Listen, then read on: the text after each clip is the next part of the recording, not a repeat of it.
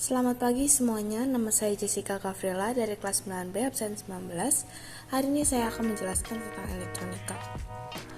Penjelasan elektronika. Elektronika merupakan ilmu yang mempelajari alat listrik, alus rumah yang dioperasikan dengan cara mengontrol aliran elektron dalam suatu alat. Jenis dan manfaat. A. Resistor. Resistor merupakan komponen elektronik yang memiliki dua pin dan didesain untuk mengatur tegangan listrik dan aura listrik. Dengan resistansi tertentu, dapat memproduksi tegangan listrik di antara kedua pin. Nilai tegangan terhadap resistansi berbanding lurus dengan arus yang mengalir. Dua jenis resistor antara lain adalah resistor tetap, yaitu resistor yang nilai hambatannya relatif tetap. Ada pula resistor variabel. Resistor variabel atau sering disebut potensiometer, yaitu resistor yang besar yang hambatannya dapat diubah-ubah. Selanjutnya ada kondensator atau kapasitor. Kondensator adalah suatu alat yang dapat menyimpan energi dalam medan listrik dengan cara mengumpulkan ketidakseimbangan internal dari muatan listrik. Pada masa kini, kondensator sering disebut sebagai kapasitor. Kapasitor atau di ilmu elektronika disingkat menjadi C. Fungsi kapasitor antara lain adalah sebagai penyaring atau filter pada rangkaian regulator DC atau power supply untuk meminimalisir tegangan ripple AC yang masih tersisa. Ada pula sebagai pembangkit pulsa atau frekuensi dalam rangkaian osilator, sebagai penggeser fasa, dan sebagai coupling, yaitu penghubung antara dua buah rangkaian elektronika seperti pada rangkaian penguat, amplifier, yang menghubungkan rangkaian preamp dan amplifier. Di sini ada simbol-simbol elektronika, yaitu simbol non-polar yang berada di kiri atas, bipolar yang ada di sebelah kanan, dan kondensator yang berada di kiri bawah. Selanjutnya ada induktor atau reaktor. Induktor merupakan komponen listrik yang digunakan sebagai pembanding induktif. Terakhir ada transformator atau trafo. Transformator atau trafo merupakan alat yang memindahkan tenaga listrik antara dua rangkaian listrik atau lebih melalui induksi elektromagnetik. Transformator bekerja berdasarkan prinsip induksi elektromagnetik. Tegangan masukan bolak-balik yang membentangi primer menimbulkan fluks magnet yang idealnya semua bersambung dengan lilitan sekunder. Fluks bolak-balik ini menginduksikan gaya gerak listrik GGL dalam lilitan sekunder. Jika efisiensi sempurna, semua daya pada lilitan primer akan dilimpahkan ke lilitan sekunder. Jenis-jenis transformator antara lain adalah transformator step down, step up, autotransformator, atau transformator variabel, atau transformator isolasi, atau transformator pulsa, dan autotransformator 3 fase. Sifat dan macam penghantar isolator.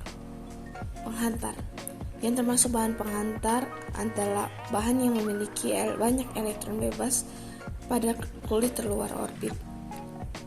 Elektron bebas ini sangat berpengaruh pada sifat bahan tersebut. Jika suatu bahan memiliki banyak bagian elektron bebas pada orbit elektron, bahan ini memiliki sifat sebagai penghantar listrik.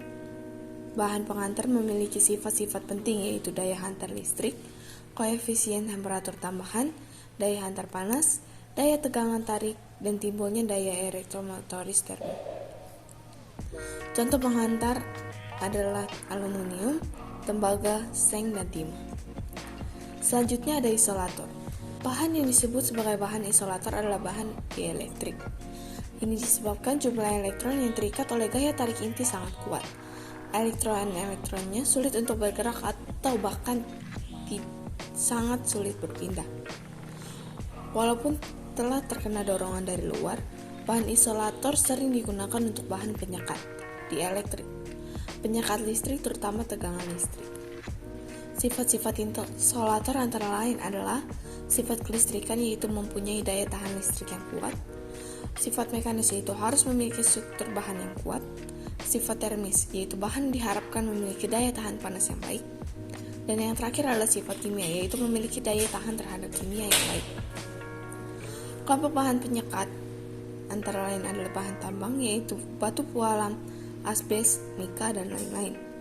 Bahan berserat, benang, kain, kertas, kayu, dan lain-lain. Selanjutnya adalah gelas dan keramik, plastik, karet, bakelit, ebonit, dan lain-lain, serta bahan yang dipadatkan. Konsep elektronika.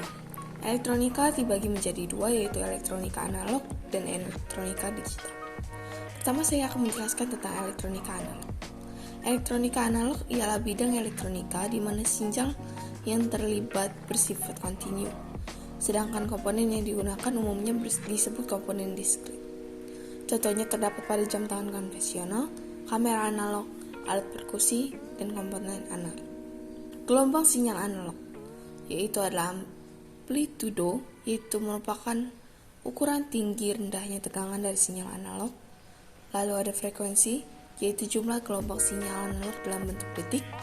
Dan terakhir adalah fase, adalah besar sudut dari sinyal analog pada saat tertentu. Kelebihan elektronika analog adalah tidak mudahnya dimakan usia, biaya yang digunakan yaitu murah, dan hasil yang didapatkan dapat diuji ketepatannya. Sedangkan kekurangan teknologi analog adalah tidak efisien dan pemakaiannya yang lambat. Selanjutnya, saya akan menjelaskan tentang elektronika digital. Elektronika digital adalah sistem elektronika yang menggunakan isyarat digital. Elektronika digital adalah representasi dari aljabar bulan yang digunakan di komputer, telepon genggam, dan berbagai produk konsumen lainnya. Contohnya adalah alat musik seperti sampler, sequencer, groovebox, dan lain-lain, kamera digital, menghitung dengan kalkulator, komputer, dan lain-lain, serta modem. Kelebihan elektronika digital ini adalah memberikan kemudahan dalam penggunaan, error selalu dapat dikoreksi, serta memproduksi data terbatas. Kekurangannya ialah membuat orang menjadi malas berpikir, tidak tahan lama, serta memerlukan sinkronisasi. Yang terakhir adalah peralatan listrik yang terdiri dari tespen, solder, penggaris siku, palu, gunting, dan ketam. Sekian presentasi dari saya hari ini. Semoga dapat membantu kalian. Sekian dan terima kasih.